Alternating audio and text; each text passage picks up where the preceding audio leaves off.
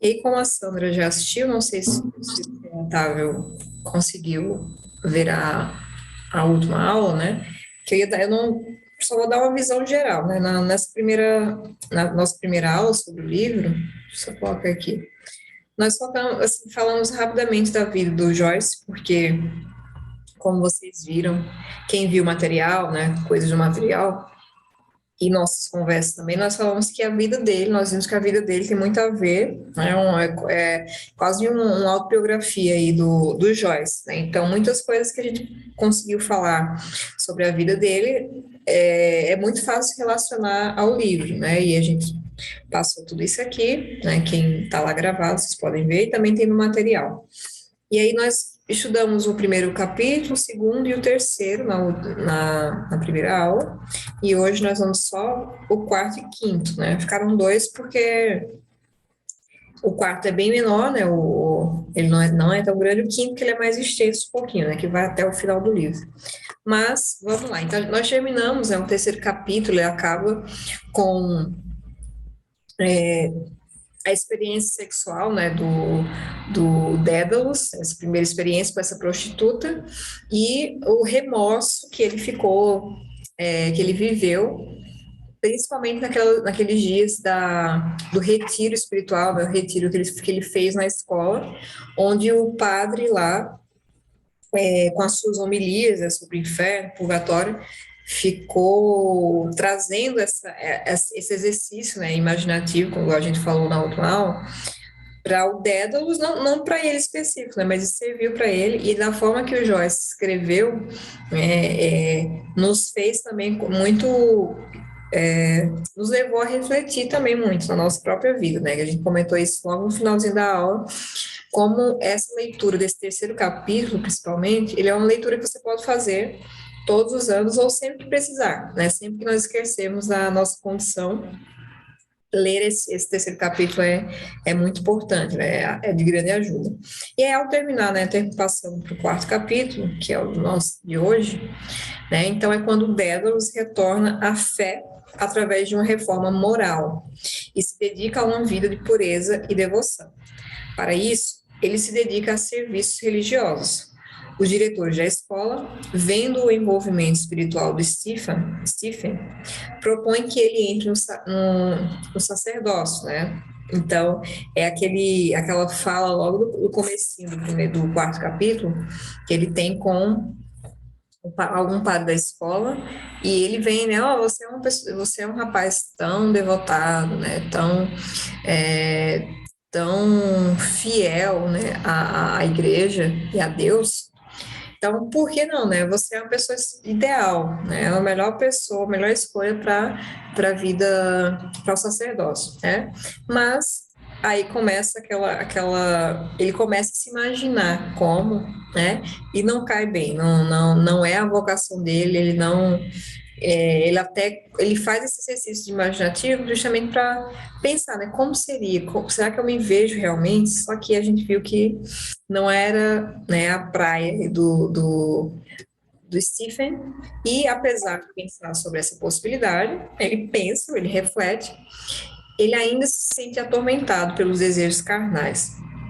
Por saber que tinha uma natureza pecaminosa inerente, ele rejeita o convite da vocação religiosa. Então, mais uma vez que a gente comentou, né, e a Carolina falou, essa coisa de como ele vê o pecado, né, da carne,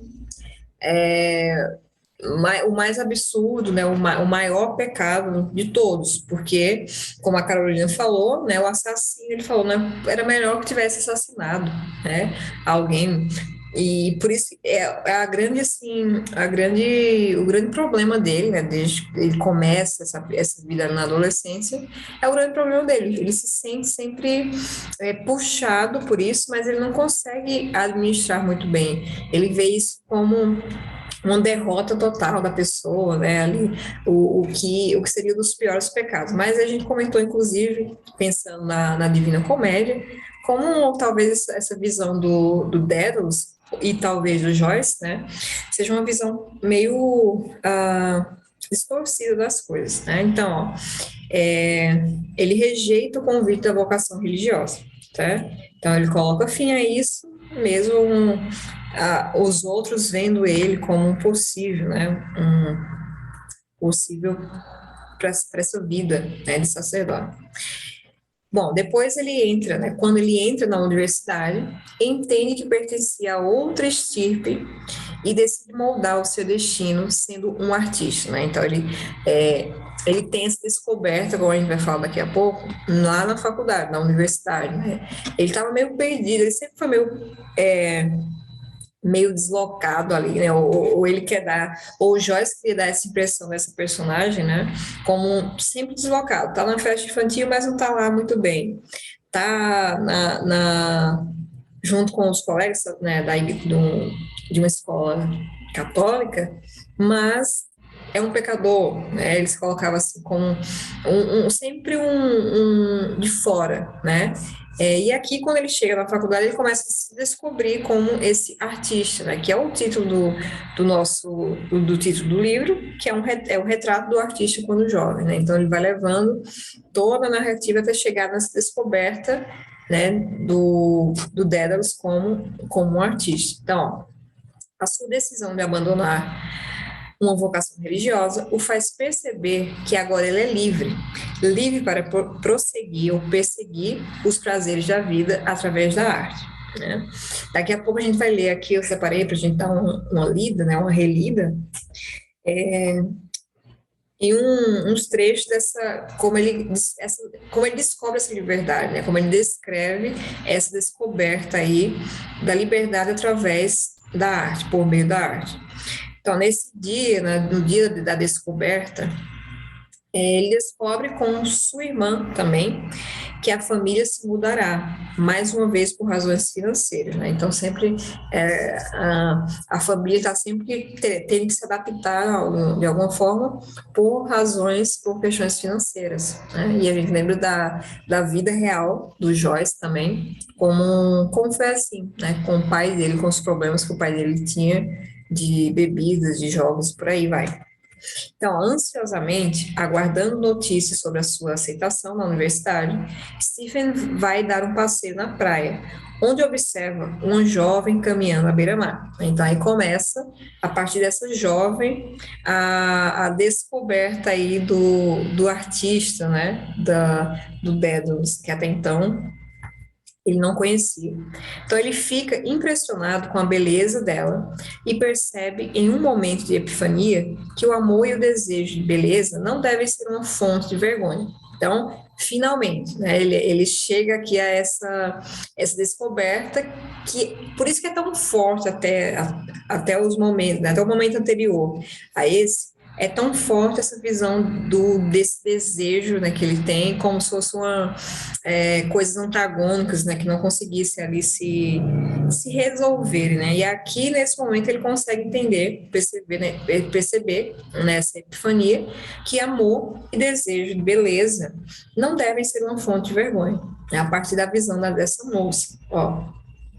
Ele resolve viver sua vida ao máximo e promete não ser restringido pelos limites da sua família, nação e religião, né? E claro, eu pelo menos, vocês podem comentar depois, né? Eu vejo assim, a formação, né? Talvez essa formação, né?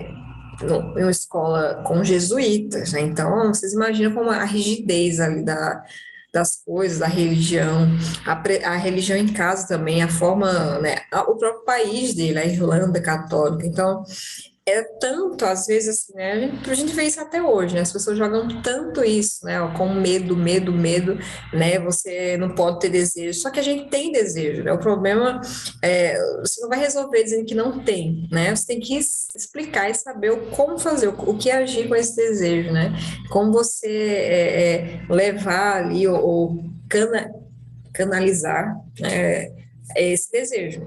Mas aí talvez, na minha visão, eu vejo que o Joyce, ele não teve isso, e por isso essa revolta, né? Depois, claro, ele vai amadurecendo e vai percebendo, talvez não deixa de ser só uma revolta, né, e vai um autoconhecimento e ele vai se descobrindo ali um artista, mas nesse momento, né, que ele fala isso aqui, né, resolve viver sua vida ao máximo e promete não ser restringido. É como se a religião, né, a família e nação fizesse isso, só que nem sempre é assim, né, a religião, ela pode não ser tão, né, tão restritiva como ele viveu a religião, né? Então a gente sabe que a verdadeira religião, né, o Cristo, o Evangelho, não tem nada disso. Então, eu vejo ele muito, né, fechado, o personagem, eu sempre fico ligando para o próprio autor, porque, para a minha visão, eu não consigo separar muitas coisas nesse livro, não, né? E é mais assim, a gente começa a pensar nisso, né, como ter cuidado com essas coisas, que os extremos, eles existem em todos os lados, né, os dois lados as extremidades. Então, por exemplo, né, eu postei, acho que foi ontem, ou foi ontem, não lembro, ontem, um vídeo do moço uma família de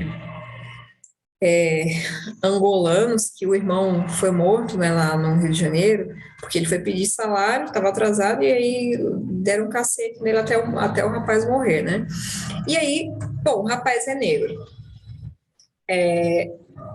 É óbvio que é a situação que as pessoas se aproveitam de ambos os lados, né, para tirar a esquerda ou a direita, enfim. Só que aí o rapaz veio comentar para mim, mandou mensagem falando, né, nossa, a esquerda já está se aproveitando disso. Mas eu fico pensando, será que isso é verdade mesmo? É como se ele estivesse questionando o sofrimento da família, né? Eu disse, pô, não é a questão do que a esquerda tá fazendo com a situação. A situação existe, ela é real. O cara morreu ali, a família perdeu, né? A mãe perdeu o filho, os irmãos perderam, né, o irmão. E o pessoal já fica pensando o que a esquerda, o que a direita está falando. Quem quer saber, né? Então, o pessoal está ignorando a realidade e fica preso a ideologias de qualquer lado, né? Não tem, assim, só um. Então, isso para mim também traz essa visão, né? Como é perigoso para a gente fazer um negócio, né? Com qualquer pessoa, que aí chega ao extremo da revolta, né? De qualquer lado. Então, é para refletir sobre isso, pelo menos para mim, serve de reflexão também, nesse sentido. E aí, seguindo aqui, aliás, vocês querem falar alguma coisa até aí? Algum comentário sobre o livro ou o que eu falei agora? Fique à vontade. É isso.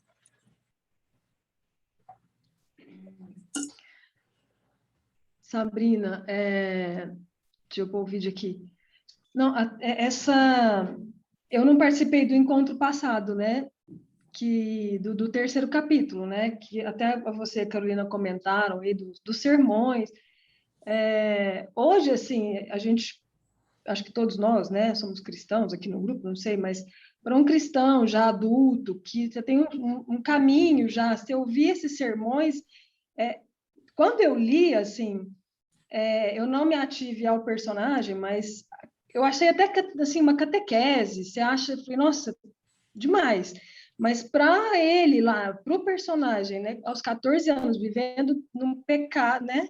Então, é uma certa demonização, assim, a forma de falar é de medo mesmo, né? É de passar medo, e não de catequizar, e não de, né, de dar conhecimento né, da eternidade.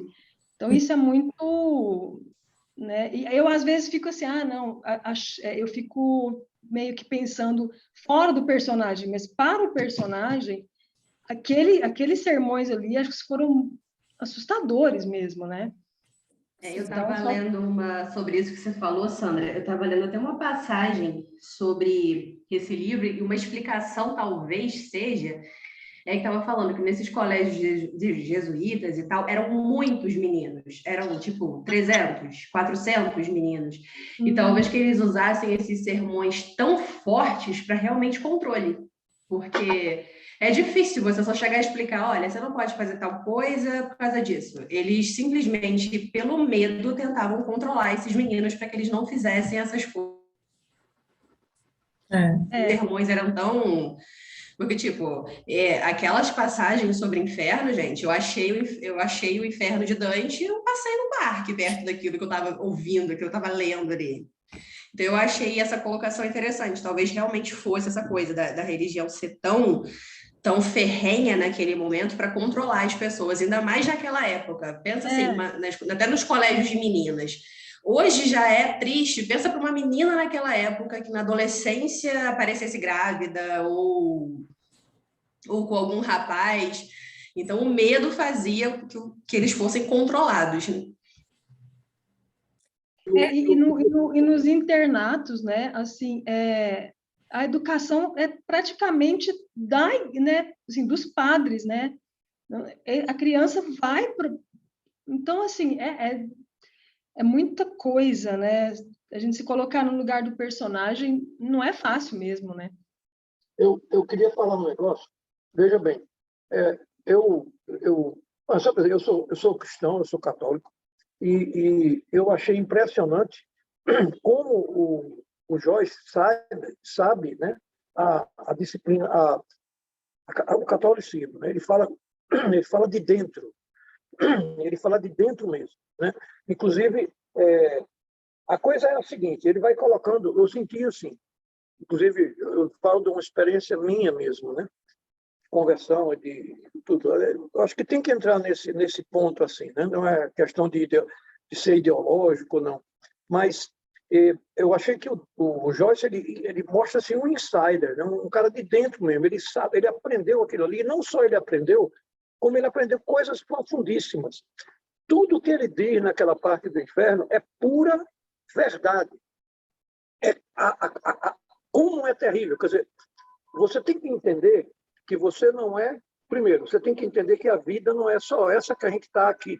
A gente tem que pensar na vida eterna. E como o julgamento final, o fim do mundo para você, é o momento que você morre.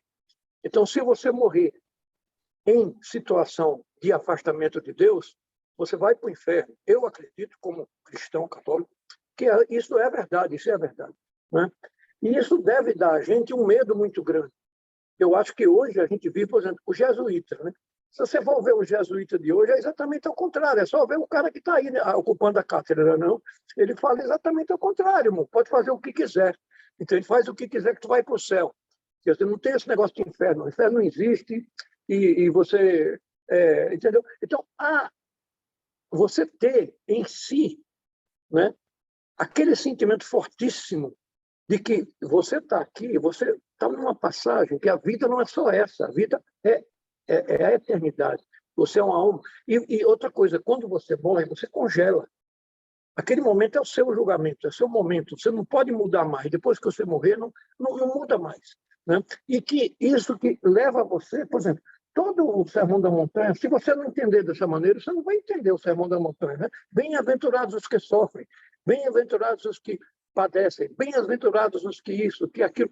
Você não entende nada se você não tiver uma visão, né, do que é a vida e como é importante, né, você buscar a amizade com Deus.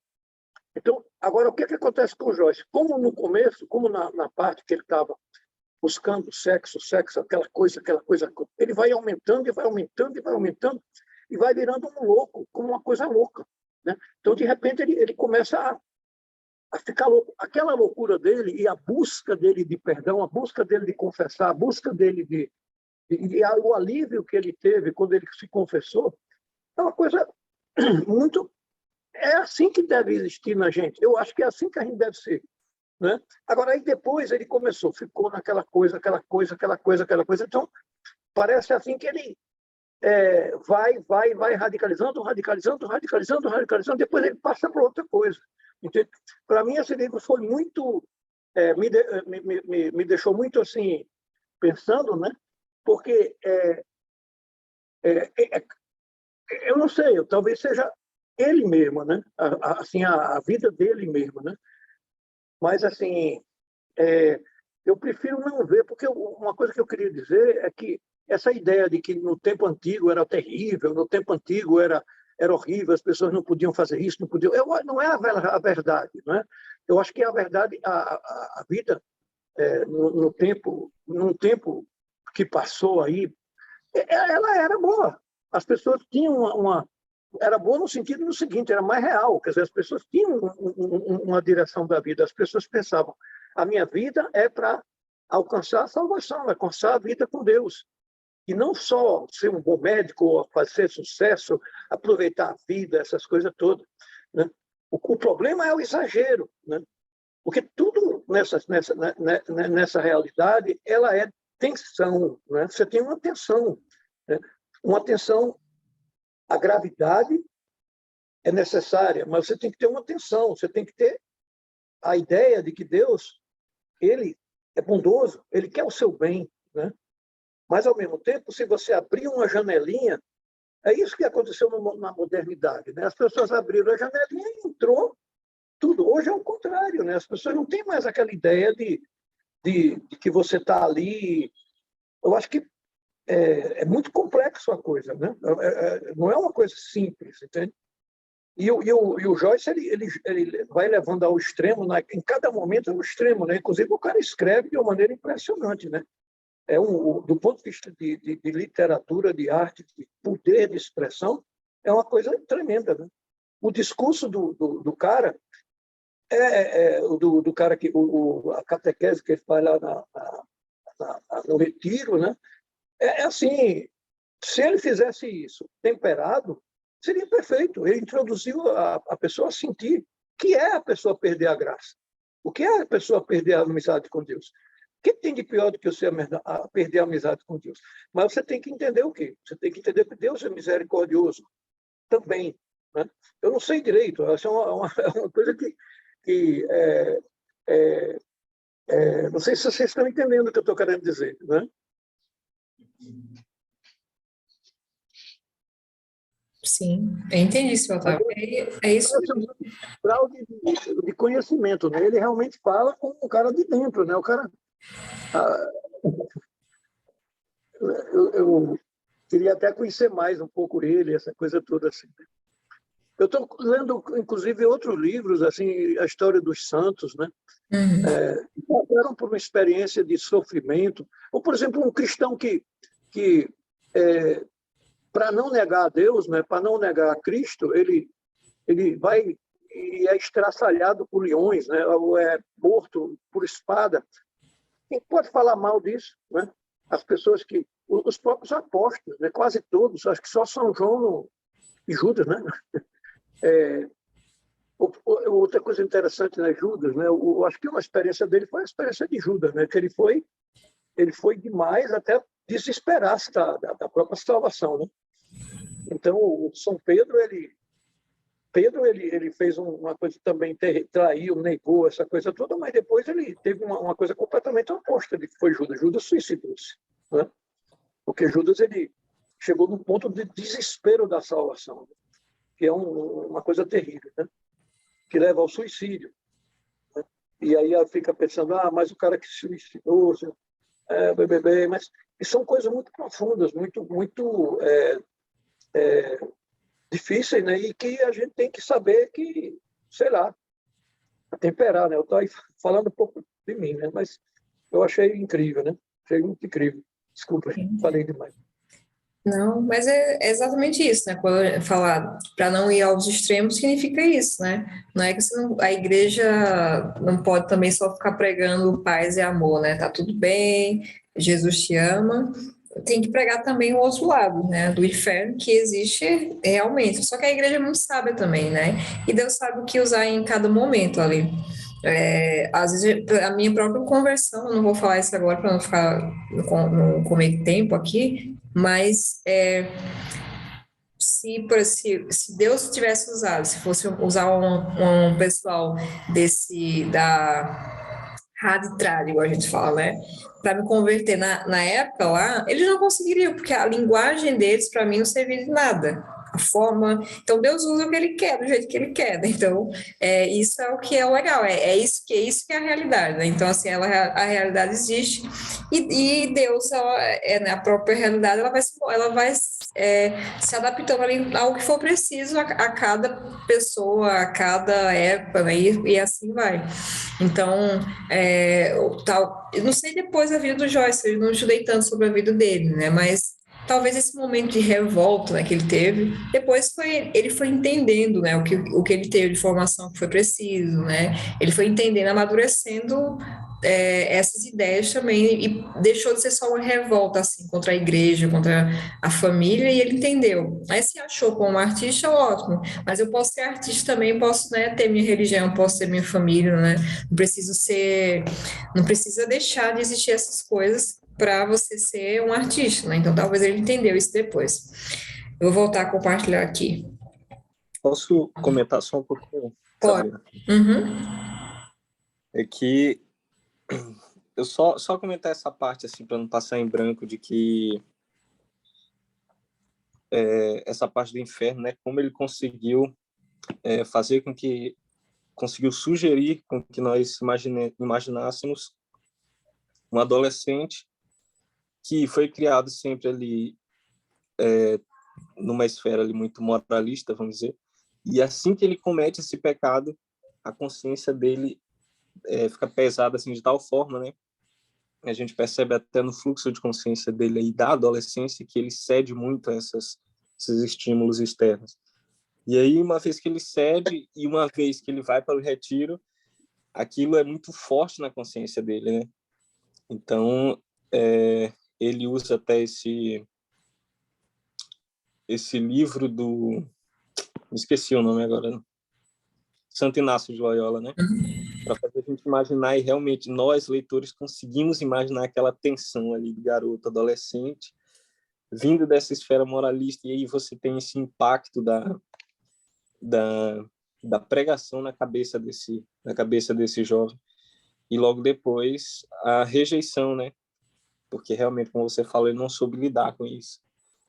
E só para terminar, para não ficar também muito extenso, essa questão que ele fala que me chamou muita atenção, em um dos capítulos, eu acho que, se não me engano, no segundo, já no terceiro, ele tem uma briga com os rapazes, os amigos dele, e eles falam alguma coisa sobre um artista ser herege, né? Uhum. E aí ele fala o seguinte: não importa se ele é herege, pouco me importa. E eu acho isso muito interessante, porque você vê na própria vida, assim, dos artistas, né? Aquela questão de que você não deve julgar a moralidade do artista, no caso, né? Você olha a obra de arte, aí você vai... o valor que você vai atribuir é a moralidade do autor, então acho que não faz sentido, e eu achei impressionante o Joyce falar, deixar claro que na cabeça do personagem, do futuro artista, mesmo na adolescência, ele já tinha essa visão, né, de que a moralidade ali não importava muito. A moralidade dele, né, seja de qual religião ele fosse, não importava para ele, né? O negócio era a capacidade artística mesmo, né, poder de expressão, etc. Isso. Era só isso. Muito bom. Pois é o que eu também gosto sempre de falar, né? Quando o pessoal me pergunta assim, o que ler? Você vai ler o que for bom, né? Independente se o autor ele foi de qual religião, se é bom o que ele escreveu, né? Você vai, é o que São Paulo fala, né? Ler de tudo, né? E aí reter o que é bom, você conhecer as coisas e reter o que é bom de cada uma delas. Então, essa acho que é o trabalho do cristão, né? Você conseguir fazer isso, não ficar simplesmente só rejeitando né, a priori o negócio, porque foi fulano, ele era do Partido Comunista, ou foi fulano porque ele era muito conservador, sei lá, né? Então, não faz sentido algum. Aí eu coloquei aqui as 206, 207, eu vou ler só aqui a da 206, que são dois trechos que eu marquei, dessa liberdade, depois que ele teve essa visão aí dessa moça, né? E ele faz uma alusão aqui ao mito, né, do Dédalus. E aí, alguém falou? Não. Eu vou ler isso aqui para a gente poder encerrar e fazer outro link para poder acabar a aula, porque já faltam 6 minutos aqui para a reunião acabar, infelizmente. Então, ó, ele fala assim: o coração estremeceu, a respiração vinha mais rápida, e um espírito inquieto varou-lhe os braços e as pernas, como se estivesse alçando-se rumo ao sol. O coração estremeceu em um êxtase de medo e a alma pôs-se a fugir. A alma pairava nas alturas do mundo além e o corpo foi purificado com uma inspiração e livrado de toda a incerteza, e tornou-se radiante e comungou com o elemento do espírito, né? Então, vê que legal essa, né, essa comparação que ele faz com o voo de Ícaro, e com essa livrando de toda a incerteza, e tornou-se radiante e comungou com o elemento espírito, né? Parece que finalmente ele conseguiu entender, né, essa corpo e espírito, né? Ele conseguiu chegar a esse entendimento, né? Então ele fala, aí para terminar ele fala assim: o êxtase da fuga deixou-lhe radiantes os olhos, e inquieta a respiração, e inquietos e radiantes os braços e pernas, soprados pelo vento, né?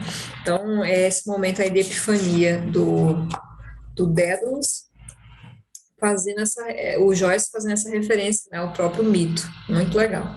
Então, para a gente não ter que parar, né, no meio do caminho aqui, antes de começar o 5º e último capítulo, eu vou encerrar aqui, mando lá outro link, desculpem essa situação, e a gente termina no próximo, tá? Ok. Ó, pronto, então eu vou encerrar aqui e já mando lá o link. Até já.